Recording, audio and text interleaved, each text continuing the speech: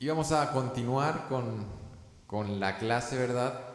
Con lo que hemos estado estudiando, con esta unidad, esta gran unidad. Si es que Jairo me puede ayudar con la presentación. Hemos estado viendo esta unidad o esta serie, le hemos titulado El Dios de la Biblia. El Dios de la Biblia. Y lo que estamos estudiando en teología normalmente se le denomina también como teología propia. Estamos estudiando como propiamente tal el ser de Dios, teología propia, eso hemos estado estudiando, el Dios de la Biblia. Y hemos estado estudiando, bueno, qué es lo que la palabra de Dios dice acerca de Dios. Eh, Estudiamos de manera superficial, quizás como un recorrido por una panorámica con relación a la Trinidad, ¿cierto? Un tema que podemos profundizar bastante. Y la semana pasada comenzamos a hablar acerca de los atributos de Dios y hablamos acerca de los atributos incomunicables de Dios. Y a ver si es que alguien me pueda ayudar explicando un poquito qué significaba que podíamos estudiar a Dios y podíamos reconocer ciertos atributos que eran incomunicables. Bueno, Pedro.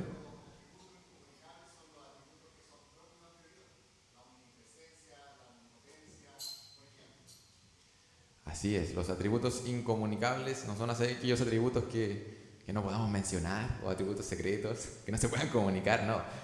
Nosotros podemos conocer quién es Dios a través de su palabra y claro, hay ciertos atributos que le pertenecen a Él y en ningún sentido se nos llama a nosotros a ser como Dios en ese sentido. De hecho, en la palabra de Dios uno puede ver que los seres humanos en ningún momento van a llegar a ser dioses. ¿Cierto? Hay un estado en el futuro de glorificación, pero eso no significa que ellos se van a convertir o nosotros nos vamos a convertir en seres iguales en divinidad que Dios. No tiene nada que ver. Entonces, Dios es Dios y ciertos atributos le pertenecen solamente a Él y no se nos llama a nosotros a imitarlos o a crecer en ese sentido. Ahora vamos a estar estudiando, viendo algunos de los atributos comunicables que normalmente podemos encontrar en la palabra. Yo he repetido esto varias veces y lo voy a repetir una vez más. Esto es una forma de poder estudiar a Dios, ¿cierto? Y bueno, tenemos un Dios infinito y nuestras mentes son finitas.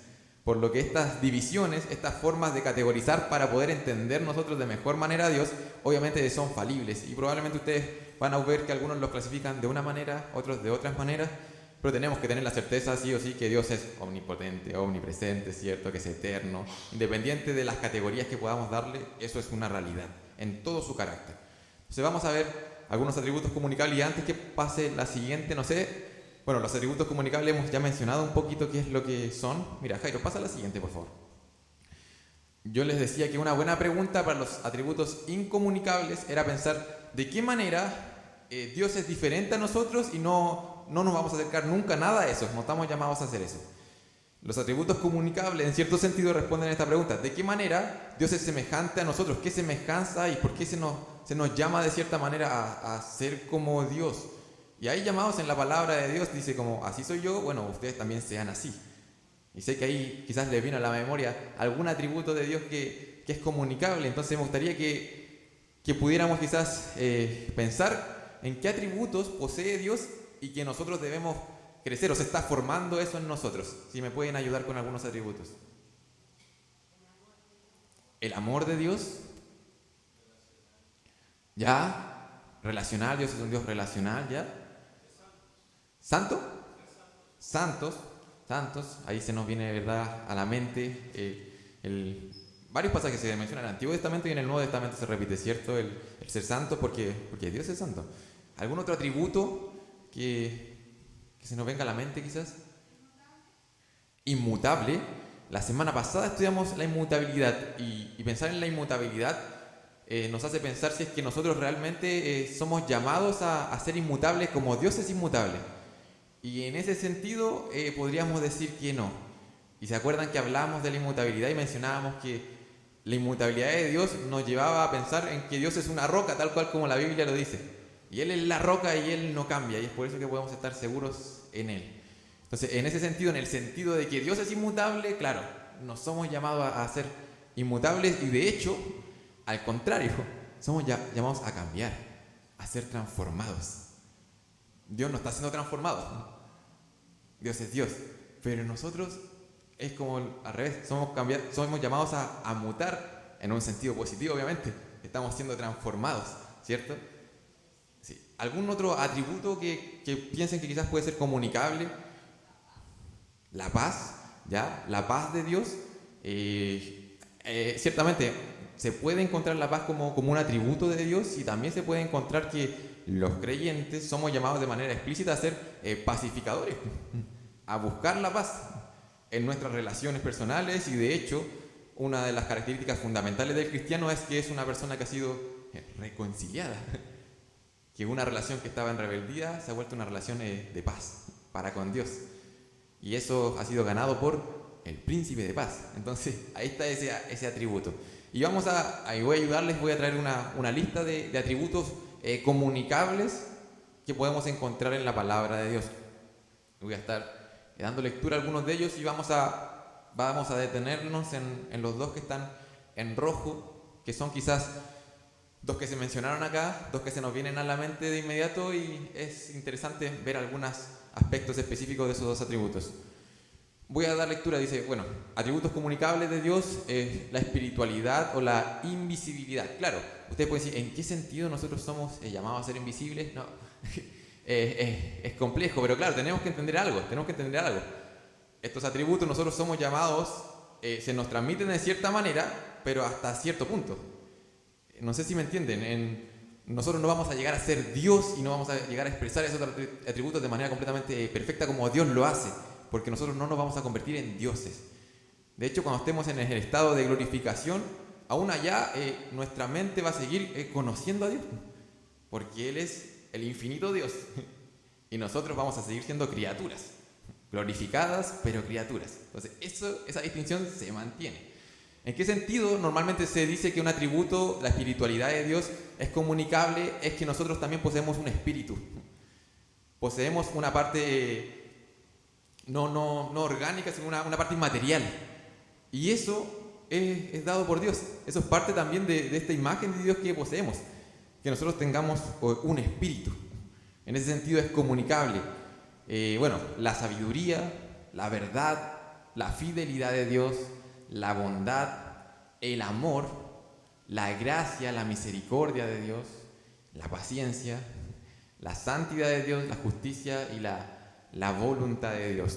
Todos esos son atributos que normalmente, y yo creo que les vamos a mandar esta presentación para que puedan revisar cada uno de los versículos, porque el formato que tenemos en esta clase quizás no nos permite profundizar en cada uno de estos atributos, y que usted se va a dar cuenta que cuando usted estudie la Biblia, deténgase en su devocional en la mañana, lea la porción de la palabra y hágase una pregunta bien simple. ¿Qué me está diciendo este pasaje acerca de Dios? ¿Cuáles son los atributos de Dios que aquí se están expresando? Estoy seguro que va a tener una lista bastante grande si comienza a reflexionar y meditar en la palabra de Dios. Y es que está conociendo a Dios por medio de ese pasaje, y va a conocer los distintos caras de este hermoso diamante que es Dios, y que se presenta de esta manera.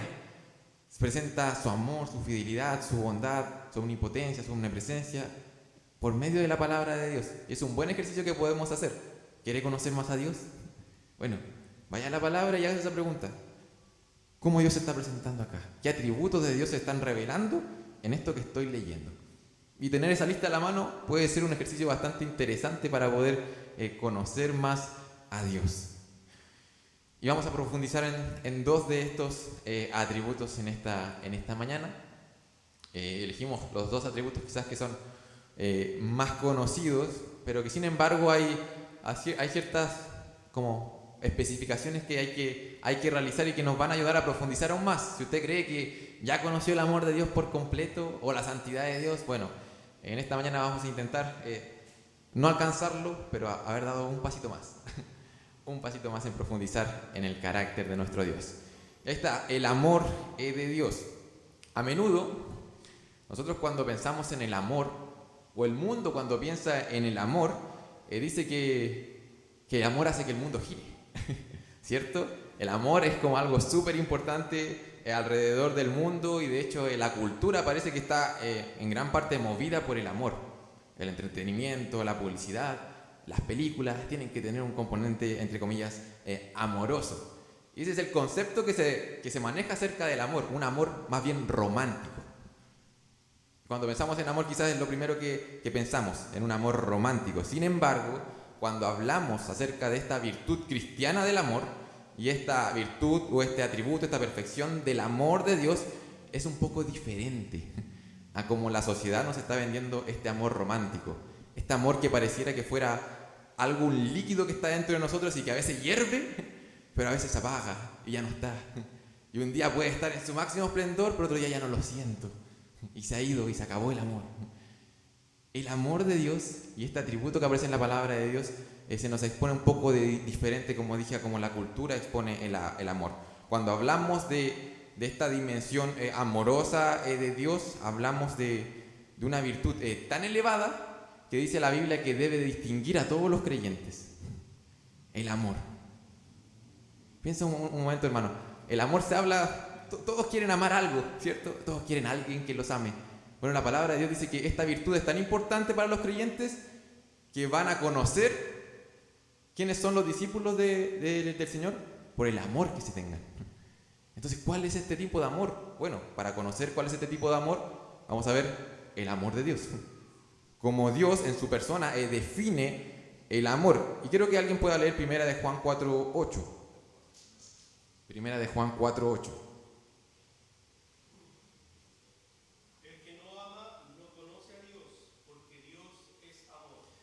Ya, aquí explícitamente se dice que Dios es amor, que el amor es un atributo de Dios, en ese orden, no que el amor es Dios, no, sino que Dios es amor.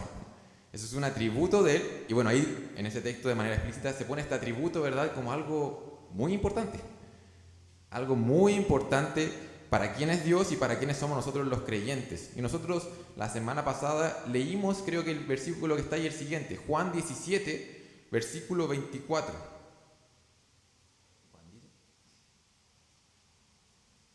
Si alguien me puede ayudar leyendo Juan 17, versículo 24.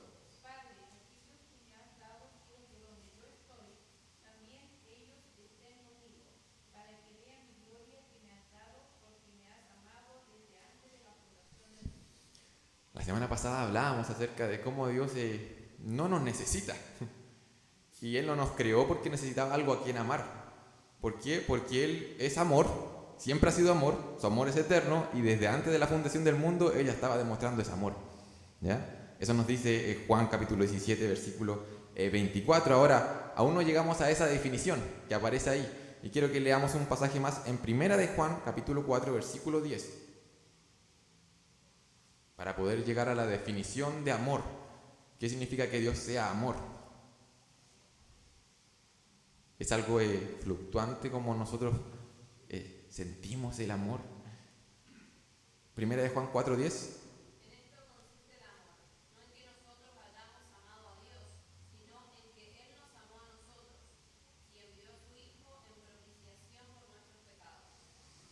No sé cuántos de acá hubiésemos definido el amor de esta manera.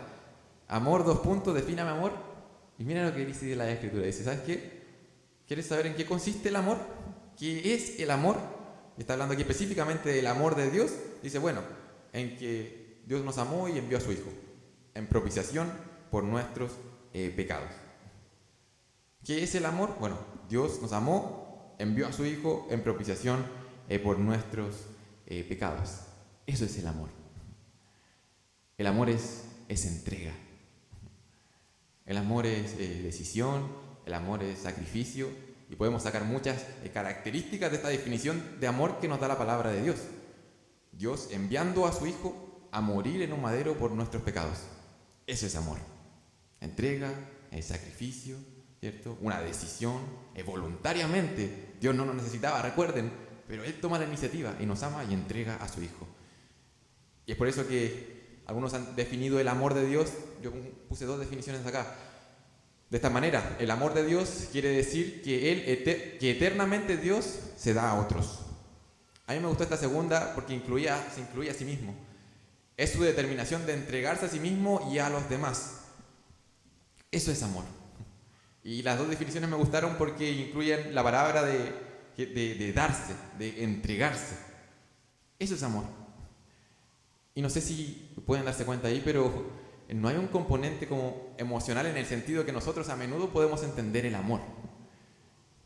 Dios decidió enviar a su Hijo a morir en un madero. ¿Qué mayor muestra de amor es esa? Contra todo lo que nosotros podamos pensar o sentir que es racional, Dios nos ama y se entrega, está determinado a entregarse. Eso es lo que hizo Dios, eso es parte de su naturaleza. Y es hermoso pensar que Él sigue siendo amor. Él sigue siendo amor. Y Él sigue amando. Es interesante pensar que este es el Dios que tenemos, que se entrega así, que decide entregarse de esa manera. Ahora surge una pregunta interesante en este punto, y es que decimos, bueno, Dios es así, amén. ¿Quién no quiere tener un Dios así? Que comunica este tipo de amor, algo que parece inexplicable para nosotros. Ese es el amor de Dios. Ahora, ¿qué tipo de atributos es el que estamos estudiando? Comunicable. Entonces, en cierta manera, nosotros imitamos este atributo comunicable de Dios cuando lo amamos a Él y cuando amamos a los demás. Y el amor de Dios es un modelo para que nosotros aprendamos a amar. Entonces, esa forma de amar de Dios es la manera que tú tienes que amarlo a Él. Y puedes seguir profundizando en los pasajes que aparecen ahí. ¿Cómo se ve esa entrega? ¿Cómo se ve esa decisión? ¿Cómo se ve ese tipo de amor? Y lo mismo ocurre con nuestras relaciones personales. Con nuestros matrimonios, con la relación con nuestros hijos, con la relación con nuestros vecinos. De hecho, Dios mismo nos da su amor para capacitarnos para que nosotros podamos amar a otros. Eso es lo que ha hecho Dios. Nosotros amamos porque Él nos amó primero. Somos como estas vasijas que han recibido el amor de Dios y ahora están tan llenas del amor de Dios que rebalsan. Y ese es el mismo tipo de amor que se ve en nuestras relaciones, y aún más. Incluso reflejamos este amor al estar dispuestos incluso a amar a nuestros enemigos. Mateo 35, versículos 46 y 48. Disculpen, Mateo, no puede ser 35.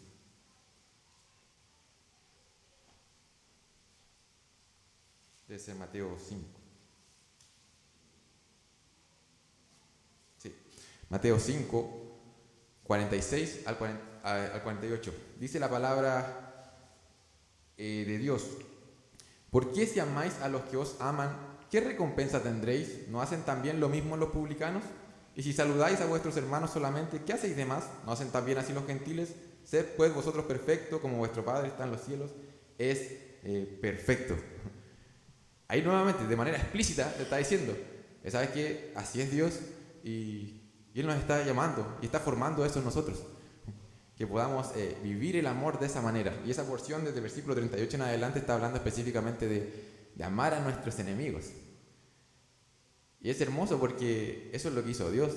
Nosotros éramos sus enemigos, ¿verdad? Y Él nos alcanza con su gracia. Él envía a su Hijo a morir por estos enemigos. Y ese es el amor que hoy nosotros somos llamados a reflejar. Esa es la definición de amor, hermanos. No se me confunda con lo romántico de las películas, con lo fluctuante que parece esta emoción. Esto es verdadero amor. Si quieres evaluar cómo estás amando, evalúa cómo te estás entregando, cómo te estás sacrificando, cómo te estás negando a ti mismo, cómo estás entregando tiempo, recursos, tu mente, tu corazón a una persona o a Dios.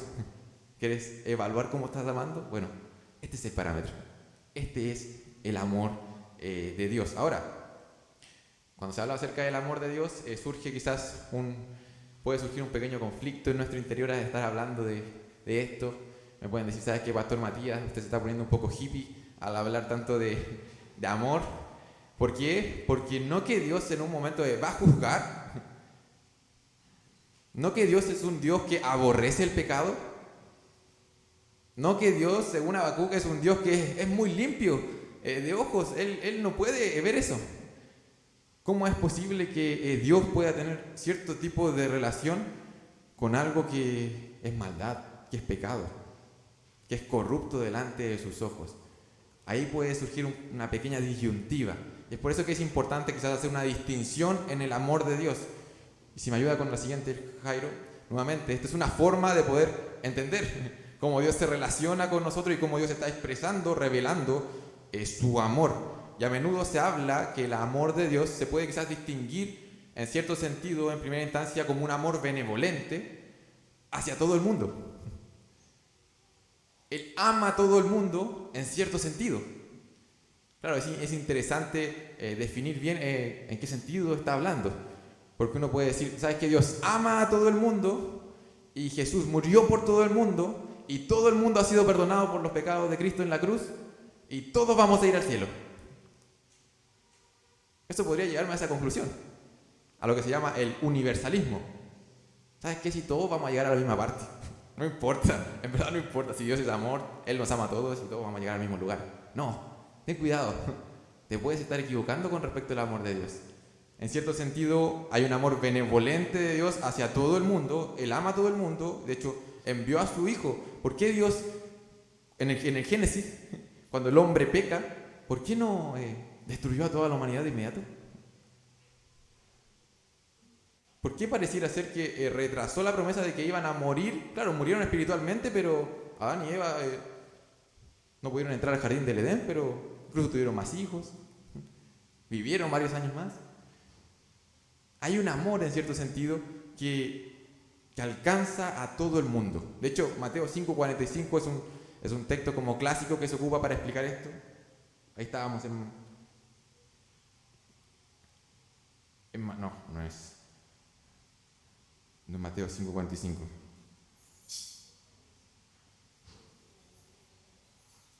Si alguien me puede ayudar, anoté mal la cita.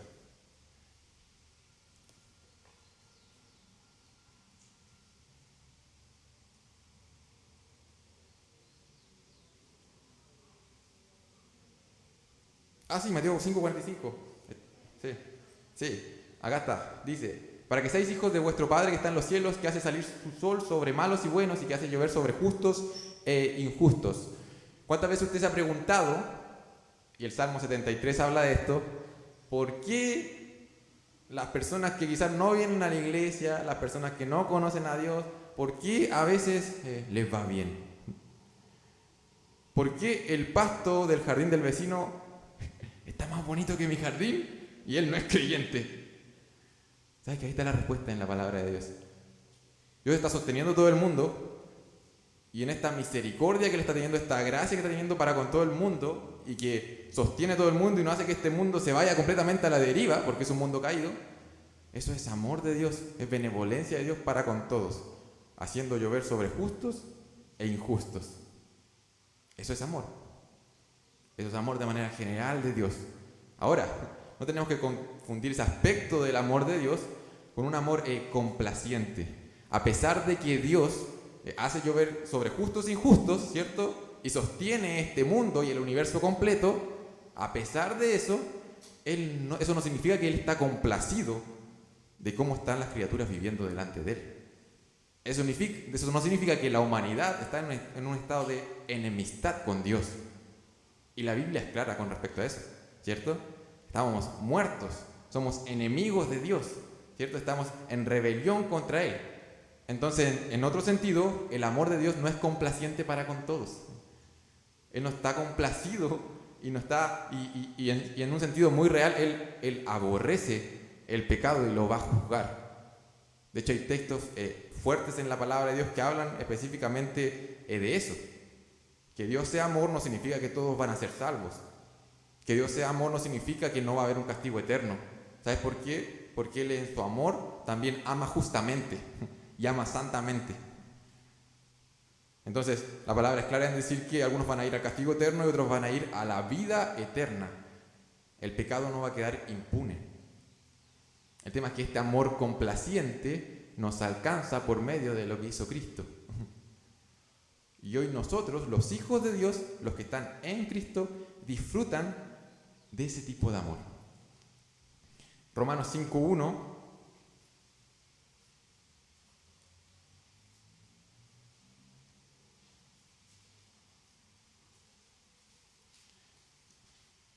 dice: justificados pues por la fe tenemos paz para con Dios por medio de nuestro Señor Jesucristo.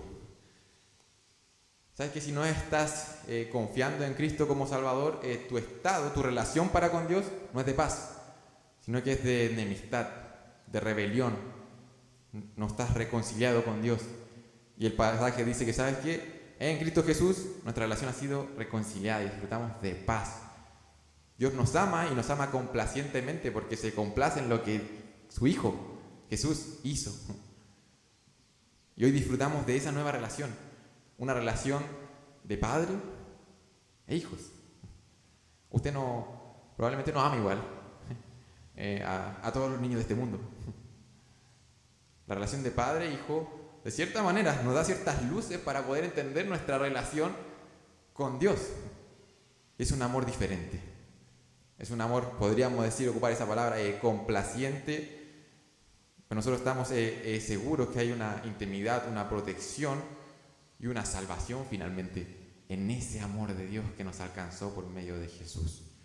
Esa es la distinción que a veces no la hacemos cuando hablamos de amor y podemos llegar a pensar que, ¿sabes?, que todos van a ser salvos porque Dios ama a todo el mundo.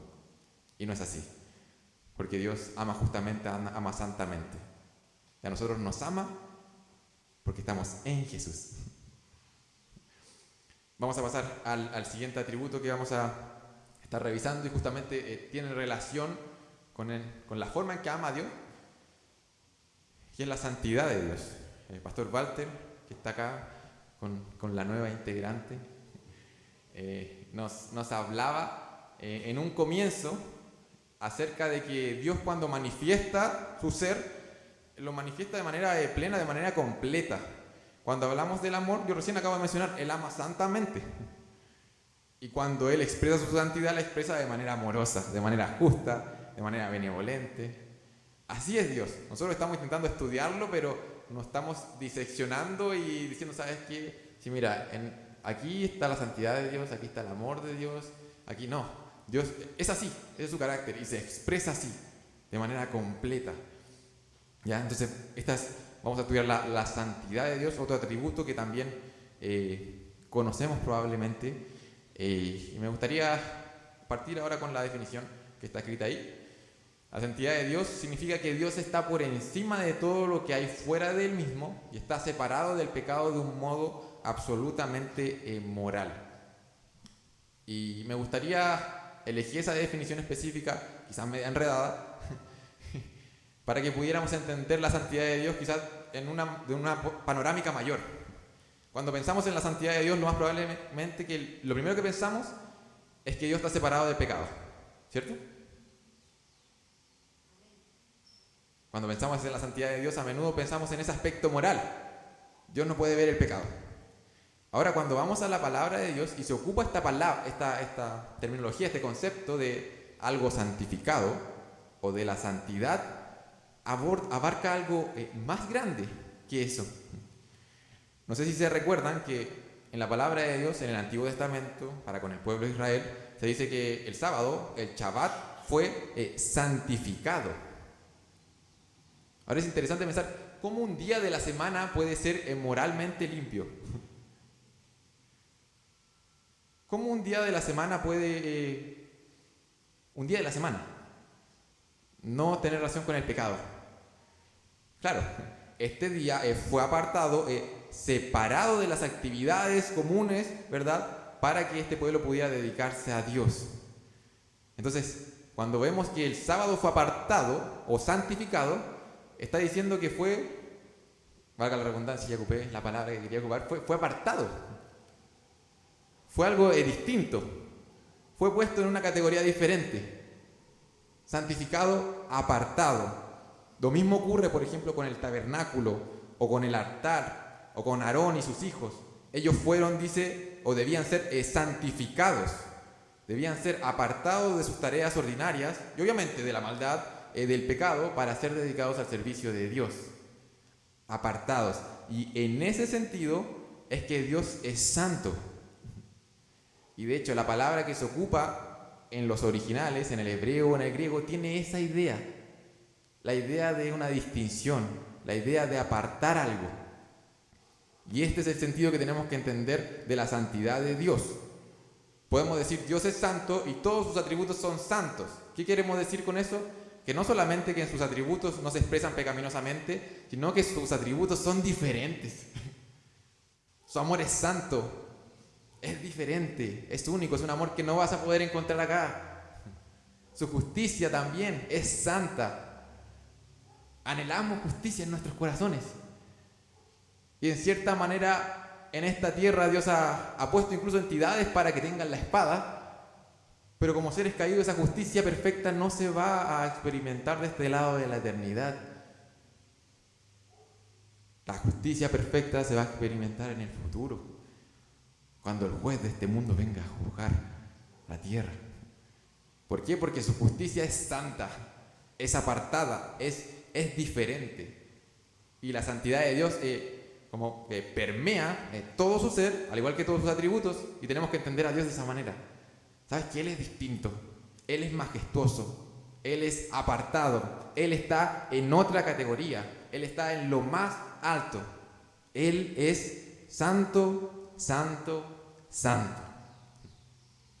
Por eso los salmos a menudo dicen, ¿sabes que Dios está en monte santo? ¿Sabes que Él está allá? Él es Dios. Nosotros somos criaturas, Él es Dios, Él es santo.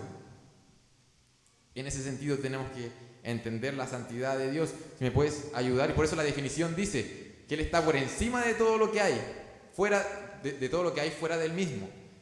Y obviamente eso significa que si es que Él está apartado, Él es diferente, Él está allá, la conclusión lógica es que está apartado del mal, del pecado. Moralmente también es santo. Por eso dice, y está separado del pecado de un modo absolutamente moral. Si me puedes ayudar con la siguiente, Jairo. Claro, aquí se explica un poquito mejor con algunos textos. Mejor del intento que acabo de hacer yo. Dice acá, mire, por un lado, Dios es distinto a todas sus criaturas en majestad infinita, de un modo trascendental. Veamos esos dos pasajes, Éxodo 15, versículo 11 y Salmo 99, 3.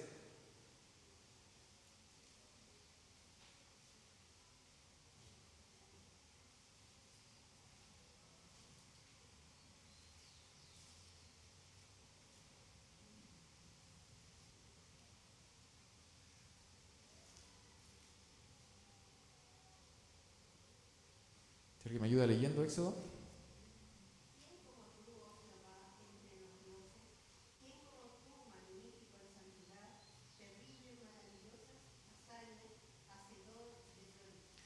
No sé si ven ahí que en ese texto no está hablando explícitamente acerca de algo moral, sino que está hablando acerca de la magnificencia de Dios. Está diciendo, ¿sabes qué? Eres incomparable, Dios. Eres santo. Solo tú eres Dios. Estás apartado, eres diferente. El Salmo 99, 3.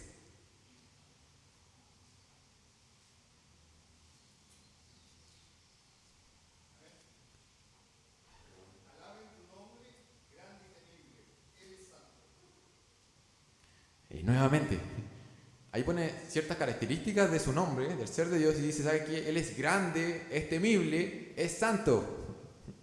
Ese es nuestro Dios. Así debemos entender su santidad.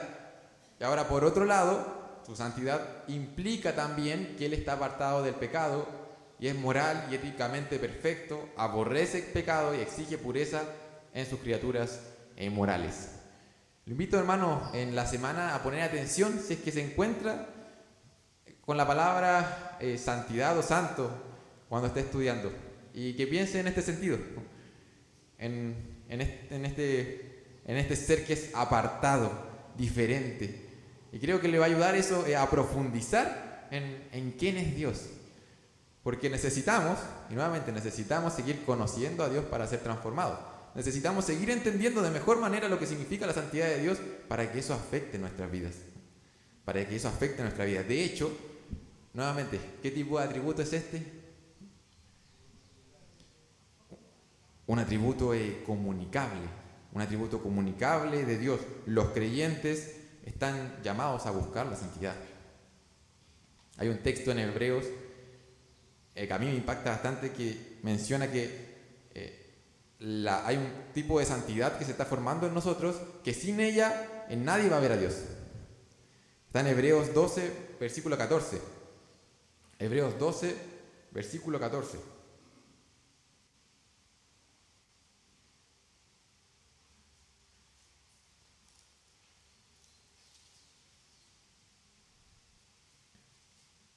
Dice: seguid la paz con todos y la santidad, sin la cual nadie verá al Señor.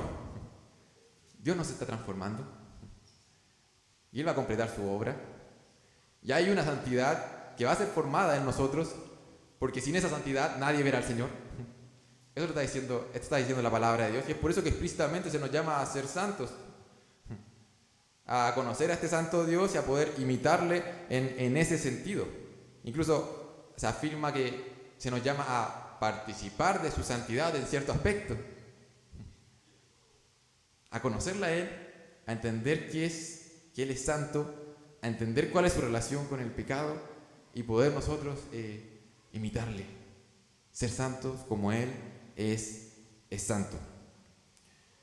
Hemos visto en esta mañana solamente 2 de los atributos comunicables, y quisiera terminar con un texto, y no quiero extenderme más. La última, Jairo, por favor. Quisiera terminar con Juan capítulo 15, versículos 10 y 11. Juan 15, 10 y 11, y aquí está en la pantalla. Dice: si guardareis mis mandamientos, permaneceréis en mi amor, así como yo he guardado los mandamientos, gracias Jairo, los mandamientos de mi Padre, y permanezco en su amor. Estas cosas os he hablado para que tu gozo esté en vosotros y vuestro gozo sea cumplido. ¿Qué tiene que ver este texto con lo que estamos hablando? La primera parte está hablando acerca de obediencia, ¿cierto? De guardar sus mandamientos. Está hablando de obediencia, está hablando de santidad. Y lo impresionante de este texto es que termina hablando de gozo. ¿Sabes qué? Estas cosas las dijo Él para que nuestro gozo esté en vosotros, para que su gozo esté en nosotros y que nuestro gozo sea cumplido. Aquellos que están buscando estas cosas que estamos viendo, específicamente estamos hablando acerca aquí de obediencia, de santidad. Los que buscan estas cosas van a conocer el gozo que viene de Dios.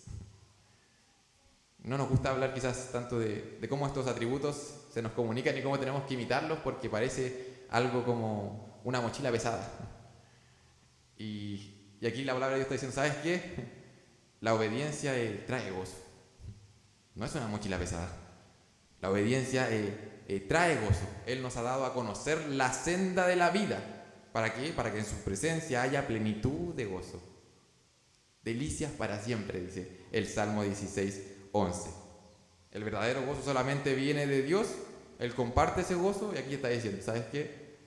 Obedezcan. Obedezcan. La obediencia trae gozo. ¿Sabes qué, hermano? Dios ha provisto todos los medios para que podamos crecer en amor, para que podamos crecer en santidad. Y Él por eso nos ha provisto los medios y nos manda a ocupar los medios para poder crecer en amor, para poder crecer en santidad. Ahora los reto y nos desafío, en verdad, a poder tomar esa decisión y comenzar a amar, comenzar a conocer a este santo Dios y, ¿por qué no?, a imitarle en ese sentido. Vamos a terminar en oración. Amado Padre Celestial, te damos gracias, Señor, porque tú eres un Dios que eres amor, y también eres un Dios que eres santo, es santo, santo.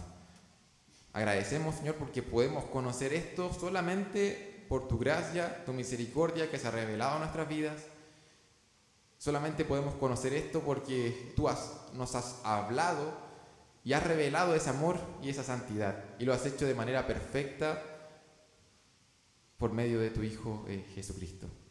Agradecemos, Padre amado, por ese maravilloso amor, y agradecemos también porque esa sangre derramada por amor ha comprado cierto tipo de vida para nosotros. Es una senda de santidad que ha sido comprada para nosotros. Son buenas obras que tú has preparado para que nosotros caminemos en ellas. Padre amado, ayúdanos, Señor, a poder conocerte más a ti y a responder adecuadamente a tu ser, a tu carácter, a tus atributos. Te pedimos esto en el nombre de tu Hijo amado, nuestro amoroso y santo Salvador. Amén. Vamos a tener un momento de break, volvemos a las 11:35, pero antes nuestro hermano Andrés va a estar orando por los alimentos.